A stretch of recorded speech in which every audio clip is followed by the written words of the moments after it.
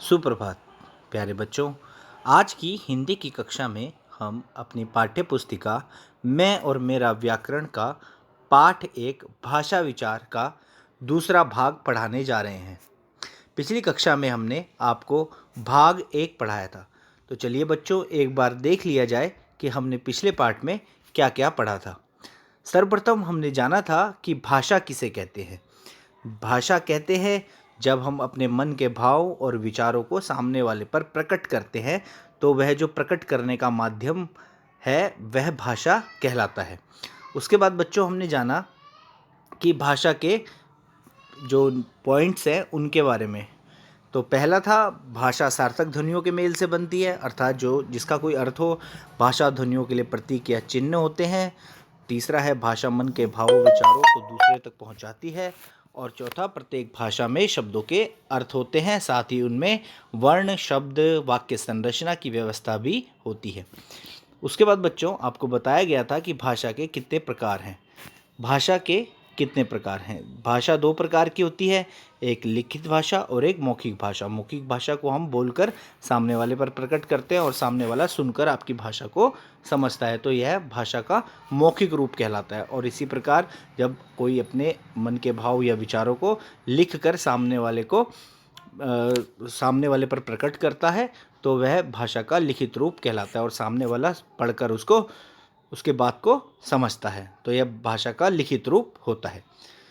चलिए बच्चों, उसके बाद हमने पढ़ा था कि मातृभाषा किसे कहते हैं। जो भाषा बच्चा पैदा होते ही अपनी माँ से सीखता है वह हमारी मातृभाषा कहलाती है, जो अपने परिवार से सीखता है। और राष्ट्रभाषा कहते हैं जिस देश के नागरिकों की जो भाषा सर्वाधिक बोली जाती है वह राष्ट्रभाषा कहलाती है। इसके बाद अब पढ़ा था हमने बच्चों कि राजभाषा किसे कहते हैं। तो बच्चों, राजभाषा कहते हैं जो जिस देश में जो कार्यालय की, किसी भी ऑफिस की, जो भी कामकाज की भाषा होती है वह उस देश की राजभाषा कहलाती है, और भारत की राजभाषा हिंदी है। इसके साथ ही हमने जाना था कि 14 सितंबर सन 1949 को संविधान के अनुच्छेद 343 के अनुसार हिंदी को भारत की राजभाषा घोषित किया गया है। इसीलिए क्या करते हैं हम, प्रतिवर्ष इस दिन हिंदी दिवस मनाते हैं। उसके बाद आया था संपर्क भाषा। संपर्क भाषा का अर्थ है जब हम संपर्क से किसी भाषा का प्रयोग करते हैं। कहने का अर्थ है जो आपस में लोगों को जोड़ने का कार्य सर्वाधिक करती है वह भाषा संपर्क भाषा कहलाती है।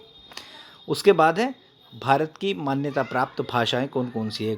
कल की कक्षा में बच्चों हमने ये आपको सब पढ़ा दिया था। उसके बाद आया था मानक भाषा। मानक भाषा किसे कहते हैं?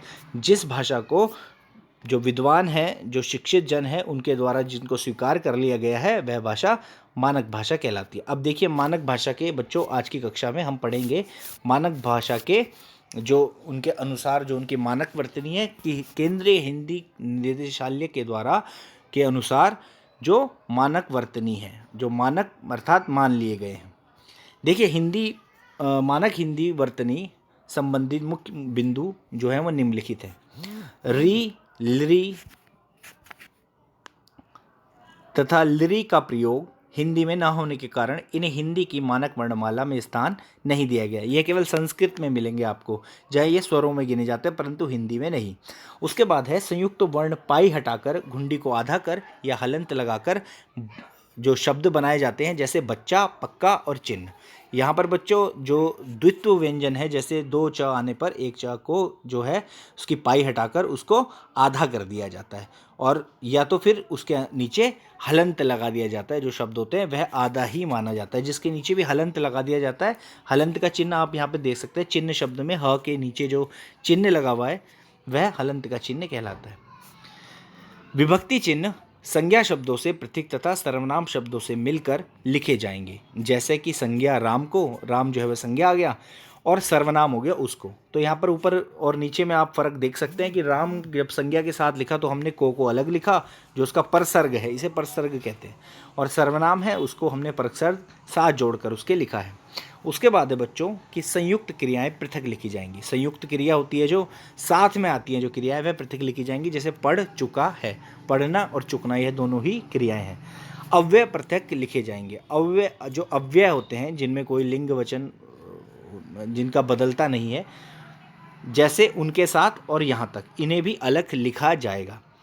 श्री जी आदि भी अलग लिखे जाएंगे, जैसे आप नाम में देखते ही हैं कि श्री वर्मा जी और शर्मा जी।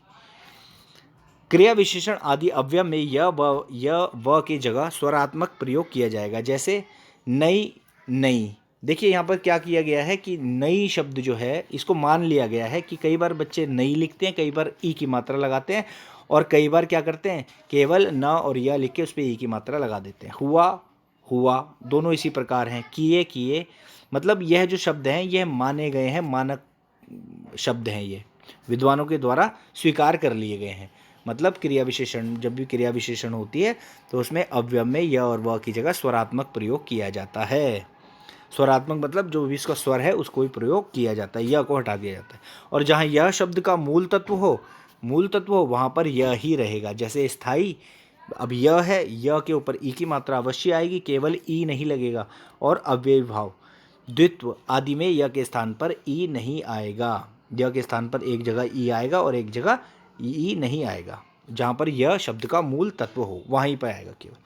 उसके बाद है बच्चों संयुक्त व्यंजन के रूप में पंचमाक्षर के स्थान पर अनुस्वार आएगा। पंचमाक्षर कहते हैं जो अंतिम जो वर्णमाला है उसके अंतिम 5 अक्षरों में क से म तक लेकर 25 शब्द जो आते हैं उनके जो अंतिम वर्ण हैं ग म य ण न म, तो ये जो 5 स्वर हैं यह क्या है, इनकी जगह अनुस्वार और अनुनासिक दोनों चिन्ह प्रयोग में आएंगे। जो चंद्र बिंदु कहा जाता है जिसको, और एक ऊपर अनुस्वार अर्थात बिंदी कहा जाता है, तो यह उन पांचों की जगह प्रयोग किए जा सकते हैं। शिरोरेखा के ऊपर जो लाइन खींची होती है शब्दों के ऊपर, उसके ऊपर जहाँ मात्रा व चंद्र बिंदु दोनों के लिए स्थान का अभाव हो जाता है, अतः वहाँ बिंदु अनुस्वार लगाया जा सकता है। जैसे मैं के ऊपर चंद्र बिंदु था, उसकी जगह इन्होंने अनुस्वार अर्थात बिंदु लगा दिया। अन्यत्र चंद्र बिंदु का प्रयोग किया जाना चाहिए।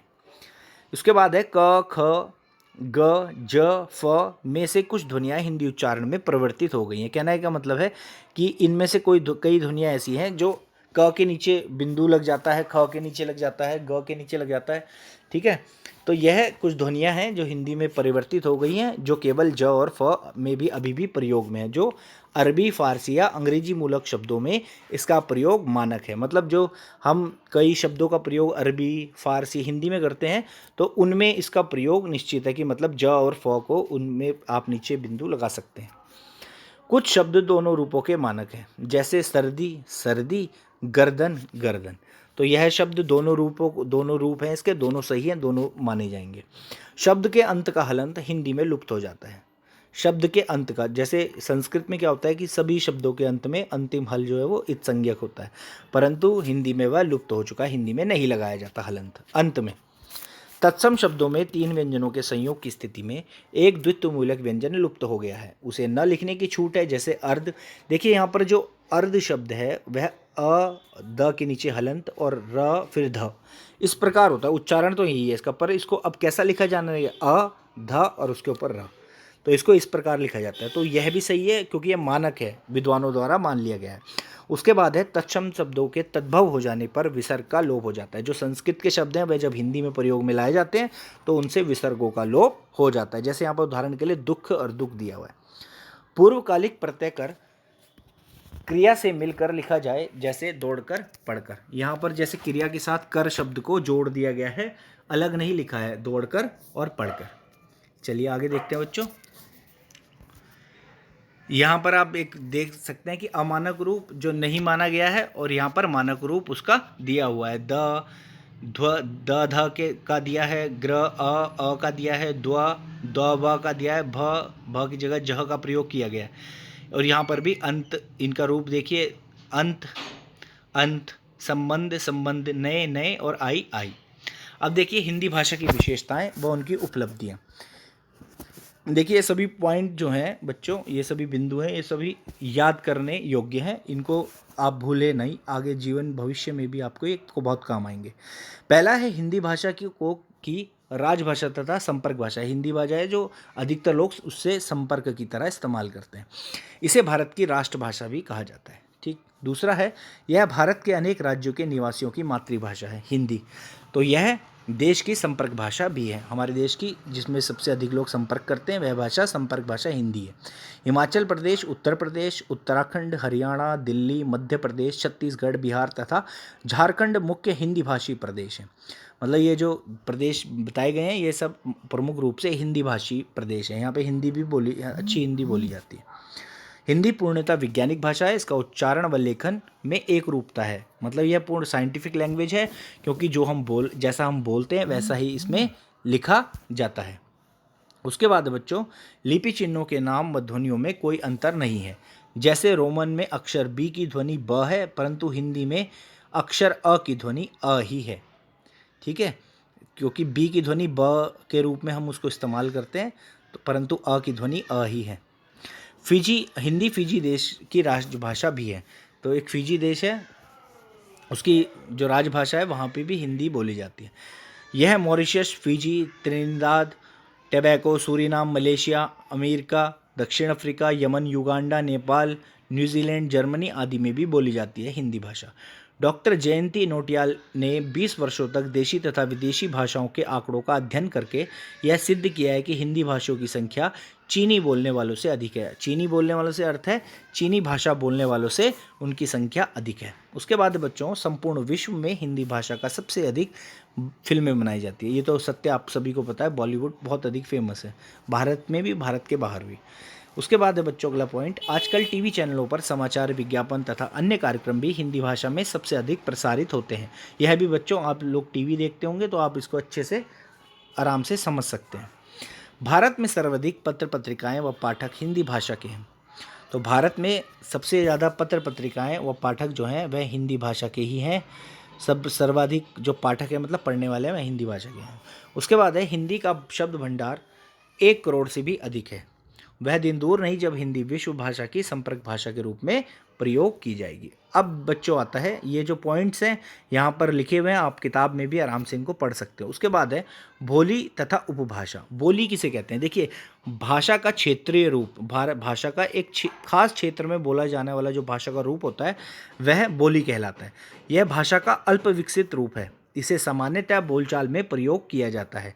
इसमें साहित्य की रचना प्राय नहीं होती, मतलब जो पुस्तकों की रचना है वह बोली में नहीं होती। कुछ साहित्यकारों ने बोलियों में साहित्य की रचना की है, जैसे गोस्वामी तुलसीदास जी ने रामचरितमानस कवितावली, अवधि में सूरदास ने सूरसागर ब्रज भाषा में तथा विद्यापति ने पदावली मैथिली भाषा में इनकी रचनाएं की हैं। परंतु बोलियों में रचनाएं बहुत कम हुई हैं। आगे चलकर ये केवल बोली तक ही सीमित रह गई हैं और इनका आगे का विकास नहीं हो सका है। केवल खड़ी बोली का विकास हो गया है, जो हमारे अभी पश्चिमी उत्तर प्रदेश में बोली जाती है। उसके आधुनिक हिंदी भाषा का रूप ले लिया है। कुछ अन्य बोलियां कन्नौजी, महगी, बुंदेली, बागडू, बघेली, भोजपुरी आदि भी हैं। जैसे मिले सुर मेरा तुम्हारा तो सुर बने हमारा, इसे अलग अलग भाषियों बोलियों में बोला गया है, परंतु सबका भाव एक ही है। अतः बोली भाषा का अल्पविकसित रूप जरूर है, परंतु यह उसका बहुत महत्वपूर्ण हिस्सा भी है। यह भाषा का बहुत महत्वपूर्ण हिस्सा भी है। उसके बाद है उपभाषा। उपभाषा किसे कहते हैं बच्चों? जब बोली का क्षेत्र थोड़ा बड़ा हो जाता है, मतलब उसे जब और बड़े क्षेत्र में बोलने लग जाते हैं तो वह उपभाषा बन जाती है। बोलियों में साहित्य की रचना प्राय नहीं होती, परंतु उपभाषा में साहित्य की रचना होने लगती है, मतलब उसमें किताबें लिखी जाने लगती हैं उस भाषा में। तो एक उपभाषा की कई बोलियां हो सकती हैं। अवधी, ब्रज तथा राजस्थानी बोलियों में साहित्य की रचना हुई है और इनका क्षेत्र भी बहुत बड़ा था, अतः यह उपभाषाएं बन गई। राजस्थानी की कई बोलियां हैं, जयपुरी, मेवाती, मारवाड़ी, मालवी आदि। और जब उपभाषा का क्षेत्र विस्तृत हो जाता है और बड़ा हो जाता है तब वह भाषा का रूप ले लेती है। यही बोलियां जो है वो भाषा का रूप ले लेती है। चलिए बच्चों आगे पढ़ते हैं। यहाँ पर बच्चों दिया गया है कि पश्चिमी हिंदी कहाँ बोली जाती है। खड़ी बोली, ब्रज भाषा, हरियाणवी, बुंदेलवी, कन्नौजी ये भाषाएं हैं और ये उपभाषाएं हैं। पूर्वी हिंदी, अवधी, बघेली, छत्तीसगढ़ी, राजस्थानी, मारवाड़ी, मेवाती, जयपुरी और मालवी। पहाड़ी हिंदी, गढ़वाली और कुमाऊनी, और मागधी, महगी, भोजपुरी और अंगिका। उसके बाद आता है बच्चों लिपि। लिपि किसे कहते हैं? देखिए, लिपि शब्द का अर्थ होता है लीपना, पोतना, कहते हैं ना लीपना, पोतना। बच्चों जैसा कि आप अपनी पिछली कक्षाओं में जाना है कि मनुष्य ने जो उच्चारित भाषा का स्थायी रूप देने तथा अपने विचार दूर बसे संबंधियों तक पहुंचाने के लिए चित्र को माध्यम बनाया है, जिसे चित्रलिपि कहा जाता है। चित्र के रूप में किसी भाषा का प्रयोग करना चित्रलिपि कहा जाता है। फिर उससे उच्चारित ध्वनियों, जो उससे बोली गई ध्वनियों को निश्चित चिन्ह दे दिए जाते हैं, यही चिन्ह लिपि कहलाते हैं। यही जो अंकित हैं, जैसे आप अभी हिंदी भाषा की लिपि देख रहे हैं अपनी जो स्क्रीन में, तो यह भी लिपि है, यह देवनागरी लिपि है हिंदी की। तो उच्चारित ध्वनियों को लिखने की विधि लिपि कहलाती है। तो प्रत्येक भाषा की अपनी लिपि होती है। हिंदी भाषा की लिपि देवनागरी लिपि है। तो उसके बाद यहाँ पर भाषाएं दी गई हैं और साथ ही उनकी लिपियों के नाम दिए गए हैं, जैसे मराठी देवनागरी, नेपाली देवनागरी, हिंदी भी देवनागरी लिपि में लिखी जाती है, अंग्रेजी रोमन में लिखी जाती है, रोमन लिपि में, जर्मन रोमन में, और फ्रांसीसी भी रोमन में। चलिए, तो देवनागरी लिपि की विशेषताएं, जिसमें हिंदी है, उसकी जो विशेषताएं वो आपके साथ शेयर कर लेते हैं। देवनागरी विश्व की एकमात्र वैज्ञानिक लिपि है।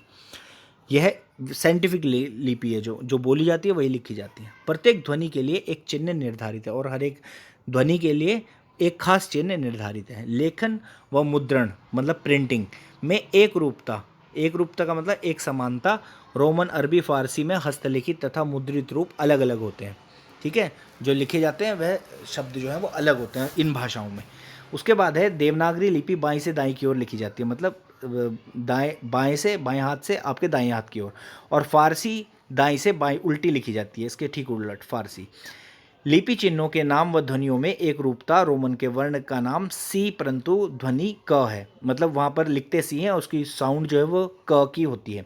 अंग्रेजी भाषा में वर्तनी की समस्या को सुलझाने के लिए देवनागरी पर आधारित देवग्रीक लिपि प्रस्तावित की गई है। कंप्यूटर पर यूनिकोड द्वारा देवनागरी में लिखे गए किसी लेख का किसी भी भाषा में अनुवाद किया जा सकता है। मतलब आप समझ रहे हैं इसको कि मतलब कंप्यूटर के लिए भी यह लैंग्वेज बहुत अच्छी है। उसके बाद साहित्य। बच्चों, साहित्य किसे कहते हैं? साहित्य कहते हैं कि किसी भी भाषा में लिखा गया, कुछ भी लिखा गया हो, चाहे वो गद्य हो, पद्य हो, कविता हो, कहानी हो, वह सब साहित्य में आता है। यह भाषा का साहित्य हो गया। तो किसी भाषा के संचित ज्ञान कोश को साहित्य कहते हैं। उसमें ज्ञान व अनुभव की बातें निहित होती हैं, मौजूद होती हैं। साहित्य दो प्रकार का होता है, एक गद्य साहित्य और एक पद्य साहित्य। जैसे कि मैंने आपको बताया, गद्य साहित्य किसे कहते हैं? जब साहित्यकार साधारण रूप से बोलचाल की भाषा में अपने विचार को व्यक्त करते हैं तो वह गद्य साहित्य कहलाता है। इसमें तुकबंदी अथवा लय का अभाव होता है, मतलब इसे सामान्य रूप से पढ़ा जाता है। भारतवर्ष में कभी भी भौतिक वस्तुओं के संग्रह में बहुत अधिक महत्व नहीं दिया गया है। उसकी दृष्टि से मनुष्य के भीतर जो महान आंतरिक गुण स्थिर भाव से बैठा हुआ है वही चरम और परम है। लोभ, मोह, काम, क्रोध आदि विचार मनुष्यों में स्वाभाविक रूप से विद्यमान रहते हैं, पर उन पर प्रधान शक्ति मान लेना और अपने मन तथा बुद्धि से उन्हीं के इशारे पर छोड़ देना एक बहुत बुरा आचरण है। गद्य में क्या क्या आते हैं बच्चों, ये देख लें। पत्र आते हैं, निबंध आते हैं, लेख आते हैं, कहानी आती है, संस्मरण आते हैं। संस्मरण मतलब जो अपने जीवन की कोई घटना याद को बताते हैं। नाटक आते हैं, उपन्यास आते हैं और जीवनी आती है। यहाँ पर प्रमुख साहित्यकार और उनकी रचनाओं के नाम दिए गए हैं, जैसे मुंशी प्रेमचंद जी की रचनाएं हैं, मानसरोवर, गोदान, मंगलसूत्र जयशंकर प्रसाद जी की हैं, आचार्य चतुर्सेन शास्त्री जी की है, मन्नू भंडारी जी की हैं और महादेवी वर्मा जी की है। तो यह बहुत बड़े साहित्यकार हैं सभी। उसके बाद आता है बच्चों पद साहित्य। जब साहित्यकार अपने विचार तुकबंदी अथवा लय द्वारा व्यक्त करते हैं तो वह पद साहित्य कहलाता है। जैसे यहाँ पर उदाहरण दिया है, मैं तो वही खिलौना लूंगा, मचल गया दीना का लाल, खेल रहा था जिसको लेकर राजकुमार उछाल उछाल, व्यथित हो उठी माँ बेचारी, था स्वर्ण निर्मित वह तो, खेल इसी से लाल नहीं है, राजा के घर भी है। तो यह पद्य है। यहाँ पर काव्य का रूप दिया गया है। पद्य में दोहा, छंद, कविता, साखी, गीत और पद आते हैं। आप समझ ही गए होंगे, यह सब हमें गाकर बोले जाते हैं। तो चलिए, इसके प्रमुख कवि हैं कबीरदास, तुलसीदास, जयशंकर प्रसाद, हरिवंश राय बच्चन और रामधारी सिंह दिनकर। ये सब कवि हैं और यह पद्य में अपनी रचनाएं लिखते हैं। उसके बाद बच्चों अंतिम अंत में आया व्याकरण। तो आपने यह जाना होगा कि वर्णों के व्यवस्थित मेल से शब्द, शब्दों के व्यवस्थित मेल से वाक्य, वाक्यों के व्यवस्थित मेल से भाषा बनती है। यदि ये व्यवस्थित ना हो तो भाषा अर्थपूर्ण नहीं रहेगी। किसी वर्ण, शब्द तथा वाक्य का प्रयोग कहाँ और कैसे करना है, इसका ज्ञान व्याकरण करवाता है, अर्थात व्याकरण भाषा के नियम निर्धारित करता है। इस प्रकार उसकी परिभाषा है कि व्याकरण वह शास्त्र है जो भाषा के शुद्ध रूप का प्रयोग वह हमें ज्ञान करवाता है। इसके 4 अंग हैं, 4 भेद हैं। पहला है वर्ण विचार, दूसरा है शब्द विचार, तीसरा है पद विचार और चौथा है वाक्य विचार। तो यह चारों आपको आगे की कक्षाओं में बच्चों पढ़ाए जाएंगे। अब आपकी कक्षा ही बच्चों समाप्त होती है। आप सभी का दिन शुभ रहे।